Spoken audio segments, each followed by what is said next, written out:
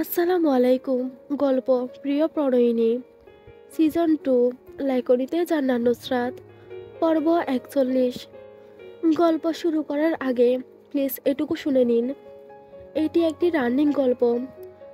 এই গল্পের পর্ব লেখিকা এতটুকুই দিয়েছেন। এই পর্বটা কয়েকদিন আগে লেখিকা দিয়েছিলেন এবং বাকিগুলো আস্তে আস্তে দিবেন ইনশাল্লাহ। লেখিকা যখন দিবেন আমি তখনই বাকি পর্বগুলো দিয়ে দিব। এতক্ষণ ধরে বেন্নুতে থাকা রমরমে ভাব হঠাৎ করে নিস্তেজ হয়ে গেল। মানুষের ভিড় বেন্নু হতে কমে গিয়ে একত্রিতে জমায়িত হলো স্টোর রুমের সামনে। এতক্ষণ যাবৎ বেন্নু মানুষের কোলাহলে ব ব করলেও এখন তা নিস্তেজ। যেদিকে চোখ যায় সেদিকেই দু দু ফুলের বাহার আর খাবারের মোমো গন্ধ। আদারে নিমজ্জিত রাতটার মতোই সৈয়দ বাড়ির সকলের মুখে আদার লেফটেছে। কারো মুখের দিকে চোখ তুলে তাকানো যাচ্ছে না। সবাই দাঁতে দাঁত চেপে ইরহামকে খেয়ে নিবে বাপ নিয়ে তাকিয়ে আছে। সৌরভীর গা তখনও মেঝেতে লেফটে থাকলেও ওড়না টেনে দিয়েছে কাজের জন্য আনা মহিলাগুলো। পান খাওয়া মুখ দিয়ে কিছু বিচ্ছিরি বিচ্ছিরি শব্দ বের করছে, সাথে তাদের মহামূল্যবান বক্তব্য দিচ্ছে। পোলা মাইয়া এক লগে এক রুমে কি করে? মায়ারও তো দোষ আছে, একটা একলা পোলার লগে এক রুমে কেমনে ঢুকে? কথাটা বলেছে মর্জিনা। মর্জিনার কথা শেষ হতেই ইরহাম নিজের হয়ে শক্ত গলায় সাফাই গাইল, ও আমার সাথে আসেনি, আগেই এসেছিল। মর্জিনার সাথে দাঁড়িয়ে থাকা মুন্নি বলে উঠল, হ, এক লগে আহ নাই, কিন্তু তুমি যে ওরে ইশারা দিয়ে আগে আনছ তা সবাই বুঝবার পারছে। ইরহাম কিছু বলতে নিবে মর্জিনা আবার বলল, বোলাবালা মায়া মাইনসে মনে করেছিল কোনো কথা কইবা, কিন্তু তুমি যে আইনদার গড়ে আইন না ওর ইজ্জত লুটবা তার কথা কি জানতো? যখন জানতে পারছে তখন নিশ্চয় জ্ঞান হারাইয়া লুটিয়া পড়ছে। ইরহাম কপালে ভাঁজ ফেলে কিছু বলতে নিবে মুন্নি বিশ্রী বাসায় বলে উঠল, আমরা তো দেখি নাই মায়ার কি ক্ষতি করছো। আইনদার গড়ে একলা কুমার কুমারী মাইয়া পোলা ছিল।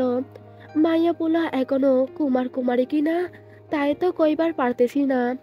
সোহেব সাহেব নাসির মঞ্জিলে প্রবেশ করতেই কথাগুলো সুরসুরিয়ে কানে ঢুকলো।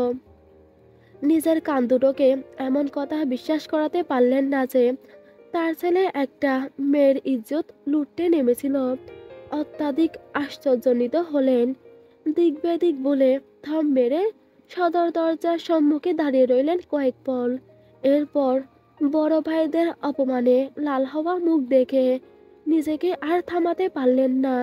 শক্ত হাতে এসে গাল বরাবর বসিয়ে দিলেন একটা জোরালো থাপ্পড়। আকস্মিক থাপ্পড়ের হামলায় হেলে পড়ল ইরহাম বাদিকে। নিজেকে ধাতস্থ করে উঠতে পারল না। তার পূর্বেই সোহেব সাহেব দুই হাতে থাবা মেরে ইরহামের কলার চেপে ধরে রক্ত চক্ষুতে থাকালেন। অস্বাভাবিক ক্রোধ নিয়ে চেঁচালেন, তোকে এই শিক্ষা দিয়েছি বেয়াদব কুত্তার বাচ্চা, এত কষ্ট করে বড় করার ফল এই দিলি তুই শুয়োরের বাচ্চা। পরপর আরেকটা থাপ্পড় পড়ল ডান গালে। ইরহাম নিজের গালে পড়া প্রথম থাপ্পড়ের সুখ কাটাতে পারেনি। তার পূর্বেই দ্বিতীয়টা পড়েছে। অবাক দৃষ্টি তুলে সম্মুখে থাকা বাবাকে দেখল চুপচাপ। কয়েক সেকেন্ডের জন্য বাবা ছেলের চোকাচোকি হলো, তারপরই গালে আবারও প্রহার হলো। ইরহাম নিশ্চল চোখে তাকিয়ে থেকে আবার বলে উঠল, আমার দোষ নেই আব্বু, বিশ্বাস করো আমাকে। সোহেব সাহেব গর্জে উঠলেন, তোর দোষ নেই? তোর দোষ নেই? তাহলে এই মেয়ে এখানে কেন? অজ্ঞান কেন এই মেয়ে? বিশ্বাস বিশ্বাস করবো তোকে? কি দেখে তোকে বিশ্বাস করব? সোহেব সাহেব চিত্ত চেতনা হারিয়ে ছেলের গালে পরপর আবারও কয়েকটা থাপ্পড় বসালেন। সোহেব সদর দরজা দিয়ে আস্তে আস্তে চেঁচালেন, এত বড় ছেলের গায়ে হাত তুলেছ কেন তুমি? আর একটা আঙ্গুলের ছোঁয়া যেন ওকে স্পর্শ না করে। সোহেব সাহেব এইসব কথা শুনলেনই না, আবারও হাত শূন্যে তুললেন ছেলেকে মারার জন্য। সাথে চিৎকার গালি দিচ্ছেন। ভদ্রলোকের গালির আওয়াজে মহিলাদের গলার আওয়াজ চাপা পড়েছে। ইরহাম তু শব্দটি করল না, স্ট্যাচুর মতো দাঁড়িয়ে রইল নিজ জায়গায়। নিজের হয়ে সাফাইও গাইল না। সুহেদ সাহেব বাইকে টেনে নিয়ে গেলেন দূরে। তখনও সুহেব চেঁচাচ্ছেন, তোর কোনো আশা পূর্ণ করিনি আমি। বল কোন আশা পূর্ণ করিনি? জবান ফুটে বলার আগেই সব এনে হাজির করেছি তোর সামনে। আর তুই কি করলি কুলাঙ্গারের বাচ্চা, শুয়োরের বাচ্চা? একবার এসে বলতি বিয়ে করবি, এই মেয়েকে তোর পছন্দ, এনে দিতাম না তোকে? আমার মান সম্মান এই করে ডুবালি কেন? আমি মানুষকে নিজের মুখ দেখাবো কি করে? হেলাল সাহেব তখনও শক্ত মুখে দাঁড়িয়ে আছেন। এক পা দুই পা করে এগিয়ে গিয়ে দাঁড়ালেন ইরহামের সামনে। জবাবদিহিতার মতো করে শুধালেন, এসব সত্য ইরহাম? তোমার উপর ওটা সকল অভিযোগ কতটা সত্য বহন করে আমি তোমার কাছে শুনতে চাই। ইরহাম নির্লিপ্ত, পুরুষালী চোখগুলোর সাদা অংশে রক্ত জমেছে। কিছুক্ষণ সামনে দাঁড়ানো, উৎফুল্ল হয়ে ওঠা জনতার পানে তাকালো। যারা নাটক দেখতে ভিড় বেঁধেছে আরও জমা হচ্ছে স্টোর রুমের সম্মুখে। এরপর দেখল শক্ত মুখে তাকিয়ে থাকা রক্তশূন্য ফ্যাকাশে মা চাচির চোখ মুখ। কানে বাসল বাবার চিৎকার, যিনি অবিরত গালি দিচ্ছেন ছেলেকে। চোখের কৌটোর ঘোরাতেই চোকাচোকি হলো নাসির সাহেবের সাথে। তিনি ইশারায় দিলেন যতটুকু সত্য ততটুকু বলতে। উনি বিশ্বাস করে ওকে বর্ষা দিয়ে চোখের পাতা ফেললেন। ইরহাম সবটুকু অবলোকন করা শেষে হাঁপড়ের নাই টেনে শ্বাস ফেললেন। অপমানে রক্তিম হয়ে ওঠা বড় চাচার মুখটা দেখে চোখ বন্ধ করে নিয়ে কয়েক সেকেন্ড অপেক্ষা করল। এরপর নিরুদ্বেগ কণ্ঠে বলে উঠল, যা শুনেছেন যা দেখেছেন সবই সত্য। ইরহামের কথা শেষ হলো না, তার আগেই হেলাল সাহেব গালে চড় বসালেন। আবারও থাপ্পড় বসাতে যাবেন, নুসরাত দৌড়ে এসে এক ধাক্কায় দুপা সরিয়ে দিল ইরহামকে। চোখ দুটো বড় বড় করে শাসালো, আমার ভাইয়ের গায়ে হাত তুলবেন না, মুখ দিয়ে কথা বলুন। শেষের কথাটুকু চেঁচিয়ে বের হলো মেয়েটার মুখ থেকে। হেলাল সাহেবের চোখের তারায় অদৃশ্য রক্ত বেশি উঠেছে। নিজেও চেঁচালেন, তুই বলে দিবি আমায় আমি কি করব? যদি প্রয়োজন পড়ে অবশ্যই বলে দিব। পাশ থেকে মর্জিনার সাথীদের মধ্যে একজনের তাচ্ছিল্য করে করা মন্তব্য শোনা গেল, এই মেয়ে একেই তো বেদ্যপ, তার উপর করছে এখন গলাবাজি। দেখবেন কদিন লাঙ্গের কথা শেষ হওয়ার আগেই আরস চোখ রাঙিয়ে নিষেধাজ্ঞা জারি করতে যাবে। নুসরাত কর্কশ কণ্ঠে বলে উঠল, এই চোপ, তোমাদের ভেবে শুনতে আমি ইচ্ছুক নই। হেলাল সাহেব আর কোনো শব্দ ব্যয় করলেন না, চুপচাপ গিয়ে বসলেন বরফের মতো হয়ে যাওয়া নিজাম শিকদারের সামনে। জর্না বেগম দাঁতের পাটি চেপে দেয়াল ধরে দাঁড়িয়ে রইলেন। এই ছেলেকে ধরে পিষে ফেলতে পারলে মনে শান্তি পেতেন, কিন্তু তার চিন্তায় জল ঢেলে দিয়ে নুসরাত আহান মোমো এমনকি এমনকি বাড়ি গাউন পরিহিত ইসরাত এসে দাঁড়ালো ইরহামের সামনে। বাড়ির সবার উদ্দেশ্যে ইসরাত রগরগে আওয়াজে বলে উঠল, ওকে কিছু বলতে হলে আগে তোমাদের আমাদের ভেদ করতে হবে। কলঙ্ক আর পুরুষ শব্দ দুটি যেন একে অপরের বিপত্তিক শব্দ। এই দুটো শব্দ একে অপরকে স্পর্শ করতে পারে না, কিন্তু নারী আর কলঙ্ক দুটি যেন একে অপরের সাথে আষ্টে পিষ্টে জড়িয়েছে। এই শব্দটি শুধু নারী সমাজের জন্য প্রযোজ্য। ইরহামের উপর যদি তোফ কাটাতে না পারলেও অবলা সৌরভীকে নিজেদের কাছে একা পেল তারা। নিজাম শিকদার যখন থেকে নাসির মঞ্জিলে এসেছেন তখন থেকেই নিশ্চুপ। আরমান নিজেও চুপচাপ, জলস্রোতের তরঙ্গের নেই ঠান্ডা বোনকে জ্ঞানহীন মেঝেতে পড়ে থাকতে দেখে একবার তাকিয়েছিল সেদিকে। তারপর আর ফিরেও তাকায়নি। মহিলারা তখনও ফিসফিস করে নিজেদের বিশ্রী ভাষার মন্তব্য জাহির করছেন। সৈয়দ বাড়ির কর্ত্রীরা আজও নিজেদের মুখ দিয়ে টু শব্দটি বের করলেন না। অনেকক্ষণ কাটার পর সকলেই দুনামুনা করলেন কিছু একটা বলতে। মর্জিনা বয়স্ক হওয়ার দরুন সবার উদ্দেশ্যে একটা প্রস্তাব রাখল। দেখুন, কুমার কুমারী ছেলে মেয়েরা বাবিচারে লিপ্ত হয়েছে। ইসলামের শরীয়ত মতে মাটিতে পুঁতে 100 ব্যত্রাঘাত। এখন তো মেয়ে ছেলেকে এমনি ব্যত্রাঘাত করা যায় না, আবার দুই বাড়ির সম্মানেরও বিষয়। তাছাড়া আমি আপনাদের বাড়িতে কাজ করি অনেক বছর যাবৎ, অনেক দিনের চেনা জানা, তাই একটা প্রস্তাব রাখবো।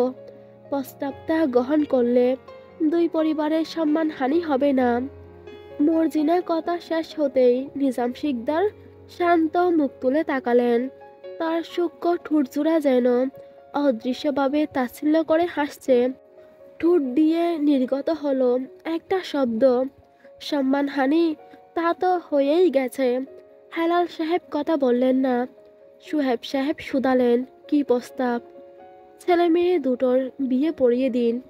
নাটক দেখতে আসা সকলে মর্জিনার কথায় সহমত পোষণ করল। বাড়ির মহিলারা দ্বিমত পোষণ করার পূর্বেই সুহেব সাহেব নিজের রায় রাখলেন, আমি রাজি আছি। আমার ছেলের বুলের মাসুল কেন অন্যের বাড়ির মেয়ে দিবে? আমি এই বিয়েতে রাজি। আরমান দাদার পানে তাকালো। নিজাম শিকদার সোফায় বসা অবস্থায় বগুর কণ্ঠে বললেন, আমি রাজি। রাত 10টা বাজছে। তখন ঘড়ির কাঁটায় টিকটিক শব্দ। সৌরভীর যখন জ্ঞান ফিরল তখন তার চারপাশে মানুষ কিলবিল করছে। সকলের দৃষ্টি তার দিকে। বড়া মজলিসে নিজের কাছে নিজেকে সৌরভীর অপরাধী ঠিকল। অচল মস্তিষ্কে চাপ দিল কি হয়েছে তা মনে করার জন্য। একে তো মনে করতে পারল না কিছুই। তার মধ্যে অতর্কিত হামলা হলো তার নাজুক হাতে। মুন্নি এক হাতে টান মেরে তুলে বিছানায় বসাতে বসাতে নিজের কর্কশ কণ্ঠে বলে ওঠে, উইটা বসো মাইয়া, অনেকক্ষণ হুঁশ হারাইছিলাম। ইমাম আনিতে চাইতাছে। মাথায় ঘুম টাটানো। সৌরভী কপালে ভাঁজ ফেলল। শূন্য মস্তিষ্কে এসে হাজারটা প্রশ্ন ধরা দিল। ইমাম আসবে কেন? ঘুমটাই বা টানবে কেন? চোখে প্রশ্নাত্মক ভঙ্গি ফুটিয়ে তুলে শুধালো, ইমাম কেন আসবে? সৌরভীর প্রশ্নে কাজের মহিলারা পান খাওয়া দাঁত বের করে খ্যাক খ্যাক করে হেসে উঠল। মুন্নির পাশের জন বলে উঠল, লাঙ্গের লগে তোমার বিয়া পড়াইবার লগে আহে। নটি বেটি বুঝবার পারে না ইমাম আহে কেন। সৌরভীর চোখের আকার প্রকট হলো। বিস্ময় নিয়ে দেখল সবার বিশ্রী দাঁত কেলানি হাসা মুখগুলো। এই দম বন্ধ করা পরিস্থিতি থেকেও সৌরভী ঠান্ডা মাথায় জানতে চাইল, কিসের বিয়ে? মর্জিনা বিরক্তি নিয়ে বলল, তোমার আর সৈয়দ বাড়ির পোলার বিয়ে। কথা শেষে সৌরভীর মাথায় উন্না টেনে দিতে যাবে। সৌরভী হাত চেপে ধরল তার। চোখ মুখ আদার করে অবিশ্বাস চড়ে বসল। জিজ্ঞাসা করল, কোন ছেলে? মুন্নি ঘুমটা টেনে দিতে দিতে বলল, যার সাথে রুমে ঢুকছিলাম নষ্টামি করতে, ইরহাম না কি যেন, ওর সাথে। মুন্নির কথা শেষ হতেই সৌরভী লাফিয়ে উঠে দাঁড়ালো, বলল, বিয়ে করব না আমি। মুন্নির সাথে দাঁড়িয়ে থাকা মহিলারা বিশ্রী শব্দে হেসে উঠল। রসিয়ে রসিয়ে বলল, লাঙ্গের লগে এক রুমে ঢুকবার পারো, বিয়ে করবার কেন পারবা না? সৌরভীর মুখ শক্ত হয়ে উঠল। অগাধ রাগ নিয়ে শুধালো, লাঙ্কে কার সাথে আমি রুমে ঢুকেছি? সৌরভীর করা প্রশ্ন যেন মজাদার ছিল। সকলেই হা হি করে হেসে উঠল। বলল, কেন ওই পোলা যার লগে রুমের দরজার সিটকিনি লাগাইছিলাম? আমি কারোর সাথে রুমে ঢুকিনি, সিটকিনি লাগাইনি। মুন্নি সৌরভীকে বিছানায় বসালো শক্ত হাতে চেপে। ক্যাট ক্যাট করে বলল, মা গি বেটি বলে কি? আরেকজন বলল, এ তো দেখি ঘুমটার নিচে খেমটার নাচ। সৌরভী বিস্মিত, বিমূর্ত, বিমূর নেত্রে দেখল মহিলাগুলোর ব্যবহার। যখন ধীরে ধীরে ঘটনাগুলো জোড়া দিল, তখন বুঝল ওদের ইশারা কোন দিকে। না চাইতেও টুটে বিষাদপূর্ণ হাসির মেলা বসল। এরপর মহিলাগুলোর কথা যত শুনল তত বেশি অবাক হলো। তাকে অবাক করে দিচ্ছে তার সামনে দাঁড়ানো মহিলারা, তাদের কথার ধারা। তার ঠোঁটে নিছক হাসি খেলা করলো না চাইতেও। মেয়ে মানুষের সবচেয়ে বড় শত্রু হয়, এটার মধ্যে কোনো ভুল নেই। আজ নিজে ভিকটিম হয়ে তার প্রমাণ পেল সে। সরবি বসা বিছানা থেকে উঠে দাঁড়ায়। মুন্নির হাত নিজের গা থেকে ঝাড়া মেরে সরিয়ে দিয়ে শক্ত কণ্ঠে বলে উঠে, এই বিয়ে আমি করব না। মহিলারা যেন শুনেনি, একই সুরে বলে উঠল, কি? সৌরভী পুরো রুম কাঁপিয়ে চেঁচালো, এই বিয়ে আমি করব না। শুনছেন আপনারা, এই বিয়ে আমি করব না। মুন্নি নিজের স্বাস্থ্য বিশিষ্ট শরীর নিয়ে এগিয়ে আসলো, বলল, কেন করব না বিয়ে? লাঙ্গের লগে এক রুমে ডুইকা শুইতে পারো, আর বিয়ে করতে পারবা না কেন? সৌরভীর কানে বিশ্রী শব্দটা প্রবেশ করতেই দাঁতে দাঁত চাপল। নিজের জায়গায় অডল থেকে চূড়ান্ত রাগী কণ্ঠে বলল, আপনার মতো পেয়েছেন? অন্যের জামের সাথে যেখানে সেখানে শুয়ে পড়ব? সবাইকে নিজের মতো ভাববেন না। কথা শেষ হতেই মুন্নির কসকসে হাতের ধাবার মার্কা এক থাপ্পড় পড়ল সৌরভীর গালে। সিমসাম গরনের মেয়েটার শুভ্র গালে ফুটে উঠল থাপ্পড়ের জোরে রক্তের স্ফুলিঙ্গ। মুখ দিয়ে না চাইতেও শব্দ নিঃসৃত হলো, ভাইয়া বলে। না, কেউই আসলো না তাকে বাঁচাতে। অপরিচিত মানুষের ভিড়ে অসহায় হয়ে দাঁড়িয়ে রইল সৌরভী। থাপ্পড়ের জোরে গালে চিনচিনে ব্যথা হচ্ছে। এক হাত গালে রেখে তখনও অবিচল কণ্ঠে চেঁচালো, বিয়ে করব না আমি। বুঝতে পারছেন আপনারা, আমি বিয়ে করব না। মুন্নি কানেই তুলল না কথাগুলো, টেনে নিয়ে বসালো শক্ত হাতে। মাথা থেকে পড়ে যাওয়া ঘুমটাটা আবারও টেনে দিতে দিতে বলল, নষ্টামি করবার পারবাই, বিয়ে করবার পারবি না কেন?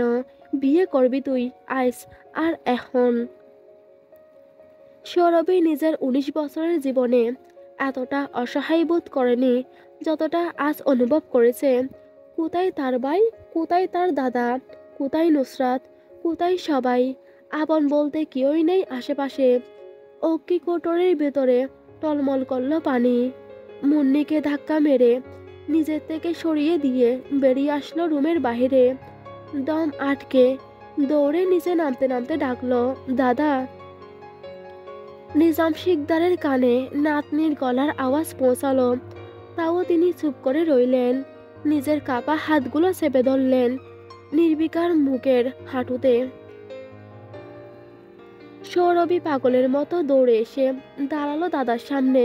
সেখানে শুধু উপস্থিত সোসাইটির বুজুর্গেরা। চশমার আড়াল হতে কুচকানো চোখ বেরিয়ে আসলো তাদের। আরো নিবিষ্ট হলো সামনে দাঁড়ানো সৌরভীর উপর। সে সেসবের তোয়াক্কা না করে বাঙ্গা গলায় চেঁচালো, দাদা, আমি বিয়ে করব না। নিজাম শিকদার চোখ তুলে তাকালেন, বললেন, বিয়ে করে নাও। সৌরভী চেঁচালো, তুমি আমাকে এভাবে শাস্তি দিতে পারো না দাদা। আমার থেকে মুখ ফিরিয়ে নিও না। আমি বিয়ে করব না। আমাকে বিশ্বাস করো, আমি কিছুই করিনি। রাগ করেছো আমার সাথে? তোমার কথা শুনিনি বলে আর কখনো তোমার কথা অগ্রাহ্য করব না। দাদু, প্লিজ বাড়ি চলো। এখানে আমার দম আটকে আসছে, আমি মরে যাব। নিজাম শিকদার চুপ করে রইলেন নাতনির আহাজারিতে। সৌরভী ভাইয়ের হাঁটুর কাছে বসে ফুফিয়ে ফুফিয়ে বলল, প্লিজ ভাইয়া, চলো আমরা বাড়ি চলে যাই। আমি বিয়ে করব না ভাইয়া, দয়া করে আমায় বিশ্বাস করো। আমি আমি কিছু করিনি, সব দোষ দেওয়া হচ্ছে আমাকে। ভাইয়া, বিশ্বাস করো আমাকে। আরমান উঠে দাঁড়ালো, রক্ত জবার নাই চোখ দুটো দিয়ে অসহায় ভঙ্গুর চোখে পানি লেফটানো বোনকে দেখলো। গালে হাতের 5 আঙ্গুলের চিহ্ন দেখে মায়া হলো, তবুও উচ্চারণ করলো, বিয়ে করে নে সৌরভী, সুখে থাকবি। এরপর কি হলো? সৌরভী নিজের চোখ টলমলে পানি ছেড়ে দিল। এক গাল বেয়ে টুপ করে চোখের জল পড়ল। চোখ তুলে চক্ষু দর্পণে ভাসল ইরহামের সুদর্শন মুখ। তখন সকল খুব গিয়ে পড়ল তার উপর। একদলা থুতু ছিটকে বেরিয়ে আসলো মুখ থেকে। অস্বাভাবিক কণ্ঠে চেঁচালো, লম্পট, জানোয়ার, শুয়োর, কুত্তা! আল্লাহ এর হিসাব নিবে তোর কাছ থেকে শয়তান, ইবলিশ! তোর ধ্বংস হবে, তোর ধ্বংস নিশ্চিত। সৌরভীকে 2জন মহিলা এসে টেনে হিঁচড়ে নিয়ে গেল। নিজাম শিকদার চোখ থাকতেও অন্ধের মতো ব্যবহার করলেন। আরমান নিশ্চুপ, বোনকে অসহায় হয়ে চেঁচাতে দেখেও তখনও সৌরভী চেঁচাচ্ছে। তুই বললি না কেন? ওখানে কিছু হয়নি। তুই কেন বললি না? তুই কেন চুপ হয়ে বসে থাকলি? লুচ্চা বদমাস ইতর! অভিশাপ লাগবে আমার, এক মজলুমের অভিশাপ লাগবে তোর গায়ে, তোর ধ্বংস নিশ্চিত। সৌরভীকে যখন 2তলার তোলা হলো তখন কেঁদে উঠল সে শব্দ করে, চেঁচিয়ে ডাকলো, আব্বু! টুপ করে আরেক ফোঁটা জল গাল বেয়ে গড়িয়ে পড়ল। অস্তম্ভিত রবিন নাই, রক্তিম চেহারা ঘুরিয়ে তাকালো সাহায্যের আশায়।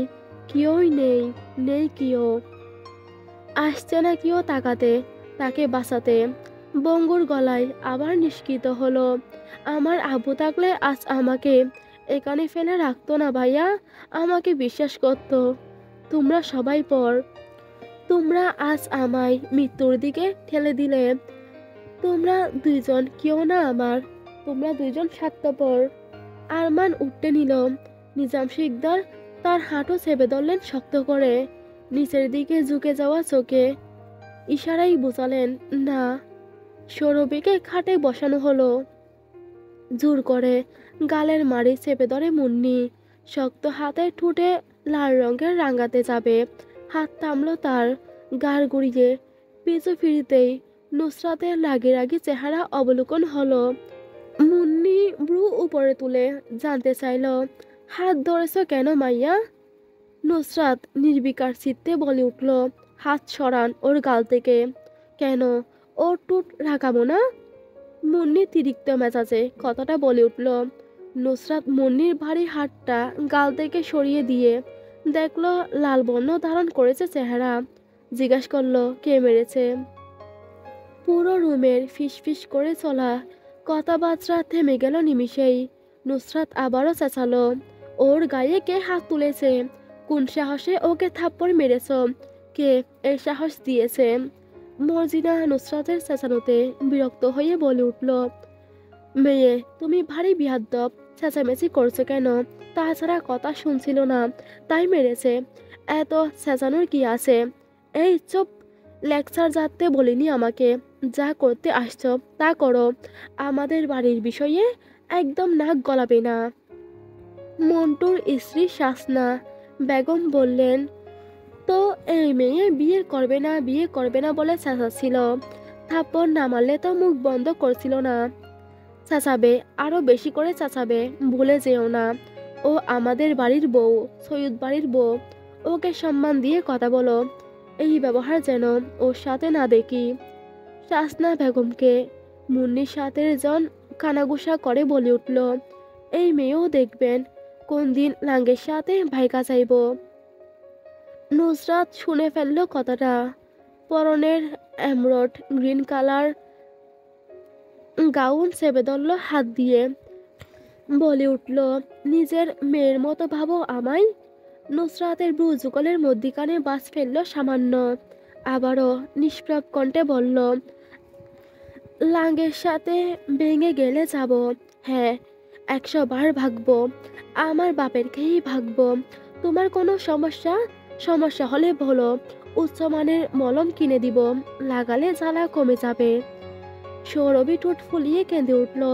নুসরাতের কাপড়ের এক কোণা চেপে ধরে ফুপিয়ে বলে উঠল, আমি বিয়ে করব না, আমার দম বন্ধ হয়ে আসছে। দয়া করে আমায় এখান থেকে বের করো। আমি কিচ্ছু করিনি। ওখানে কি হয়েছিল আমি জানি না। তুই আমাকে বিশ্বাস করিস না? দয়া করে এখান থেকে আমাকে বের কর। নুসরাত এক হাত রাখলো সৌরভীর মাথায়, বর্ষা দিয়ে বলল, আমি তোকে বিশ্বাস করি। পুরো রুমে একবার চোখ বুলিয়ে নিয়ে ফোন বের করলো। কল দিল ইসরাতকে। রগরগে গলায় বলল, এই তুই আয় আমার রুমে, আমি একটু বের হচ্ছি, মসজিদে যাব। সৌরভী আঁতকে উঠল। টলমলে চোখে তাকাতেই নুসরাত নিচের দিকে ঝুঁকে এসে কানের কাছে ফিসফিস করে স্পষ্ট স্বরে বলে উঠল, আজ আমি যদি চেঁচাই তাহলে তুই বেঁচে যাবি এখান থেকে সৌরভী, কিন্তু যখন রাস্তায় হাঁটবি নষ্ট মেয়ে বলে তোর দিকে আঙ্গুল উঠবে, ইরহামের দিকে আঙ্গুল উঠবে না। তুই নারী, তোর এই বিষয়টা ভুলে গেলে চলবে না। তোর সব থেকে বড় শত্রু তোর মতো ওই মহিলারা, এরা বিষ গুলে দিবে তোর জীবনে। বড় বোন হিসেবে বলছি, বিয়ে করে নে। আমি নুসরাত নাসির, তোকে কথা দিচ্ছি সুখে থাকবি তুই, কোনো কিছুর কমতি থাকবে না। বিয়ে করে নে, রাজি হয়ে যা সৌরভী, চেঁচিয়ে লাভ নেই। এরপর সৌরভী আর চিৎকার করলো না, বিয়ে করবে না বলে। নিশ্চুপ চোখের জল তরঙ্গের ন্যায় বয়ে গেল। বিছানায় গা ছেড়ে দিয়ে বসে রইল। ঠোঁটে বিরাজ করলো জীবনের প্রতি নিছক তাচ্ছিল্যের হাসি। চোখের তারায় কিছু একটা সময় কাটলো। আশেপাশে বসে থাকা মানুষ তখনও অপেক্ষারত পরবর্তী নাটক দেখার জন্য। এসে দল বেঁধে বসেছে সৌরভীর সামনে। সৌরভী মানুষগুলোকে দেখলো না, সে শুধু দেখলো খাটিয়া আনতে যাওয়া হচ্ছে তার জন্য। আর সে খাটিয়া না চাইতেও জীবনের পরিহাসে কবুল করতে হবে তাকে। সে তো চায়নি তার জীবনে ওই ইতর লোকটা আসুক। সে তো ঠিকভাবে ওই ছেলেটার মুখটা পর্যন্ত পরিদর্শন করতো না ঘৃণার প্রহরে। জীবন কি হাস্যকর তাই না? সবচেয়ে ঘৃণ্য ব্যক্তিটিকে তার তকদিরে লেখা হয়েছে, আর আজ সে সেই ব্যক্তিটিকে কবুল করতে চলেছে। সৌরভী মৃত মানুষের মতো পলকহীন তাকিয়ে রইল দেয়ালগড়ির পানে। ইসরাত মেয়েটার মায়াময়ী চেহারার দিকে তাকিয়ে থাকলো চুপচাপ। চেহারার লাবণ্য যেন কান্নার জল্লুসে বেড়ে গেছে। নির্বাক সেই নিয়তির এই পরিহাসে। কি অদ্ভুত ঘটনা! কে জানতো আজ এই দিনে এভাবে তাদের দুজনের বিয়ের ঘন্টা বেজে যাবে। আরস নিচের গা থেকে ধূসর বর্ণের স্যুট ছাড়াতে ছাড়াতে ফিরে দেখলো পিছনে দাঁড়ানো নুসরাতকে।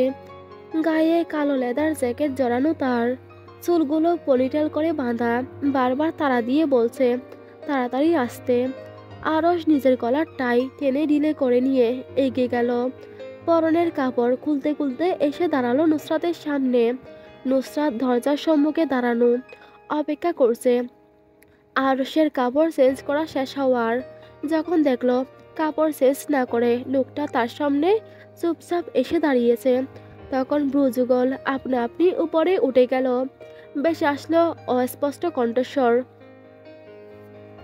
কাপড় চেঞ্জ করে আসুন তাড়াতাড়ি। আরস দরজা চেপে ধরে নিচের দিকে ঝুঁকে আসলো। নুসরাত দুই পা পিছনে সরে যেতেই আরস দরজা টেনে দরাম করে মুখের উপর দরজা লক করে দিল। নুসরাত হাতের গুছিয়ের ঘড়িতে চোখ বুলালো। 10টা 40, 10টা 40 বাজছে টিকটিক করে। তার মনে প্রশ্ন দানা বাঁধল, আজকের রাতটা একটু বেশি লম্বা নাকি? নির্লিপ্ত ভঙ্গিতে চোখ তুলে সামনে তাকিয়ে দেখলো আরস এখনো আসেনি। দরজায় দরাজ গলায় ডাকলো, এই যে শুনছেন? আরস ক্যালভিন ক্লাইনের বক্সার পরতে পরতে ভেতর থেকে জিজ্ঞেস করলো, আমাকে বলছেন? হ্যাঁ। আর কত মিনিট লাগবে? আরস কালো রঙের লেদার জ্যাকেট গায়ে জড়িয়ে রুম থেকে বের হতে হতে বলে উঠল, 30 সেকেন্ড। আরস রুমের নব খুলে বের হইয়া চুলগুলো পিছনে ব্রেক ব্রাশ করলো। গার ছুঁই ছুঁই চুলগুলো পেছনের দিকে দিয়ে আবারও কপালে এসে নিজেদের জায়গা করে নিল। কড়া কস্তুরীর সুবাস তখন চারিদিকে মোমো করছে। নুসরাত আরশের থেকে গনে গনে 2 হাত দূরে সরে কস্তুরীর ঘ্রাণ পেল। নুসরাত হাঁটতে হাঁটতে শুধালো, পারফিউমের ভেতর গোসল করে এসেছেন? আরশ কপালে বাজ ফেলল। নিজের গা থেকে বের হওয়া কস্তুরীর গন্ধটুকু নিজেও তখনও উপলব্ধি করতে পারেনি। গা শুকে নিয়ে শুধালো, না তো, আমি গত 2 দিন যাবৎ কোনো প্রকার পারফিউমই ব্যবহার করিনি। নুসরাত কিছু বলতে নিবে, আরশ নুসরাতের মাথা নিজের হাত দিয়ে টেনে ধরল। নিজের সান্নিকটে মাথাটা এনে বুকের কাছে চেপে ধরল। দেখো, কোনো পারফিউমের গন্ধ নেই। নুসরাত নিজের মাথা আরশের থেকে দূরে সরিয়ে নিল। বলল, বুঝেছি, আপনার থেকে প্রাকৃতিক সুবাস বের হচ্ছে। এবার পা চালিয়ে চলুন। আরশ পড়ছে এসে সৈয়দ বাড়ির গ্যারেজের দিকে পা বাড়াতেই নুসরাত চেঁচালো, ওইদিকে কই?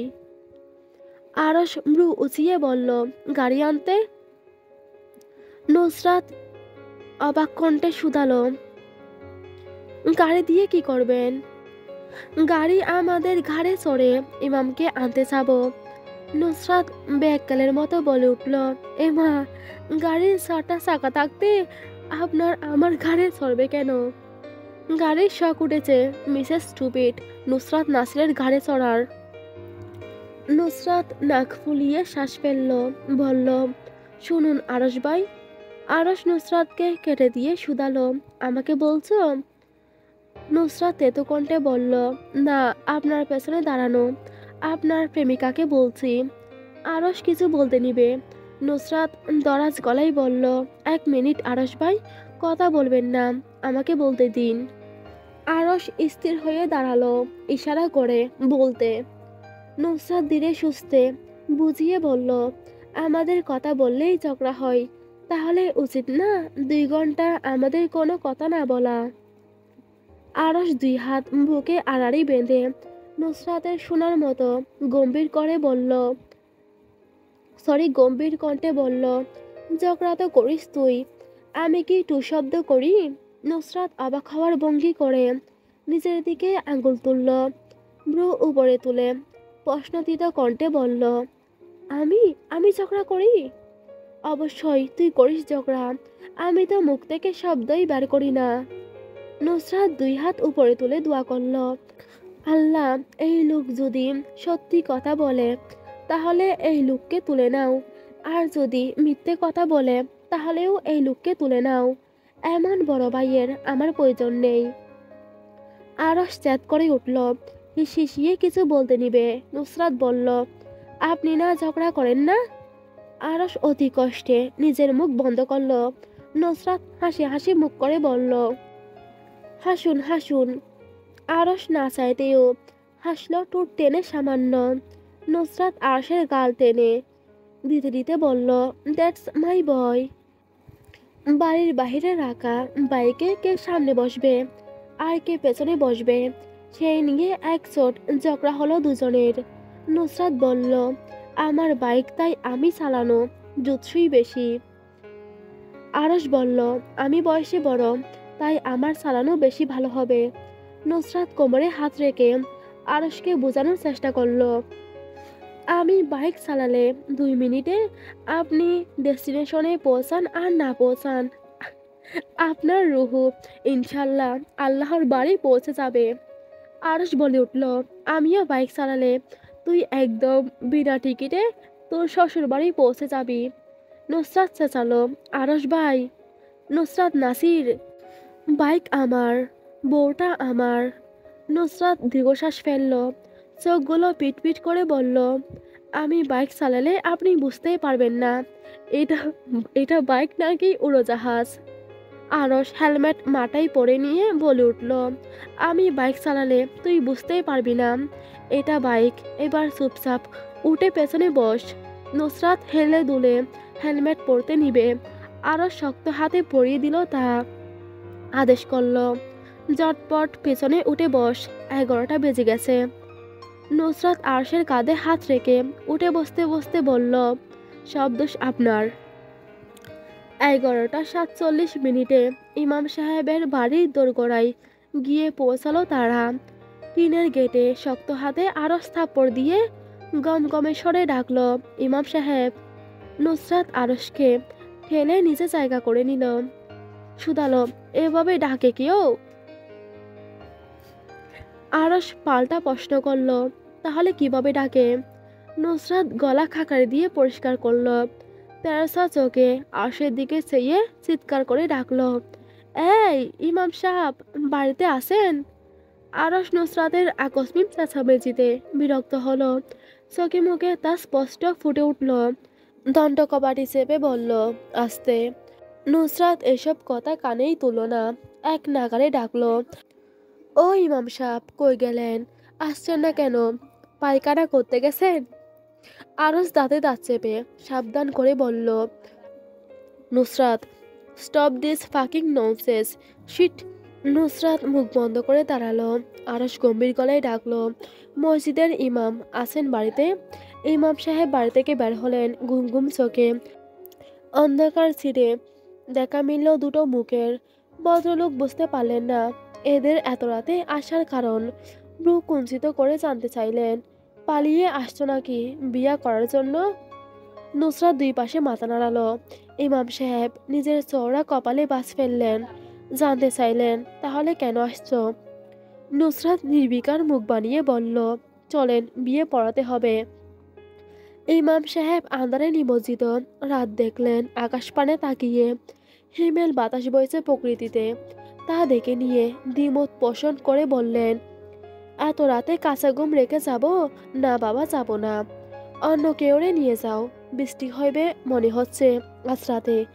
আগামীকাল বিয়ে পড়ানোর হলে এসে বলিও, আমি আসব বিয়ে পড়াতে। ভদ্রলোকের কথায় মাথায় বজ্রপাতের মতো হলো নুসরাতের। নিজের কানকে বিশ্বাস করতে না পেরে রুট গলায় শিওর হতে জিজ্ঞেস করল, যাবেন না আপনি বিয়ে পড়াতে? ইমাম সাহেব রগরগে কণ্ঠে স্পষ্ট বললেন, না। আরস চিন্তিত কণ্ঠে বিড়বিড় করল, তাহলে এখন কি হবে? নুসরাত হ্যাঁ হ্যাঁ করে হেসে ওঠে।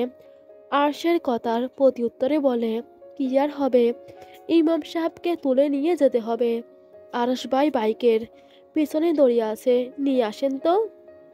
ইমাম সাহেব কপালে ভাঁজ ফেলে জানতে চাইলেন, দড়ি দিয়ে কি করবে? নুসরাত নির্লিপ্ত কণ্ঠে উত্তর দিল, আপনাকে বাইকের পেছনে বাইন্দে নিয়ে যাবো। বাকি পর্বগুলো যখন আসবে তখন ইনশাল্লাহ দিয়ে দিব। ততদিন পর্যন্ত ভালো থাকবেন, সুস্থ থাকবেন। Bye bye.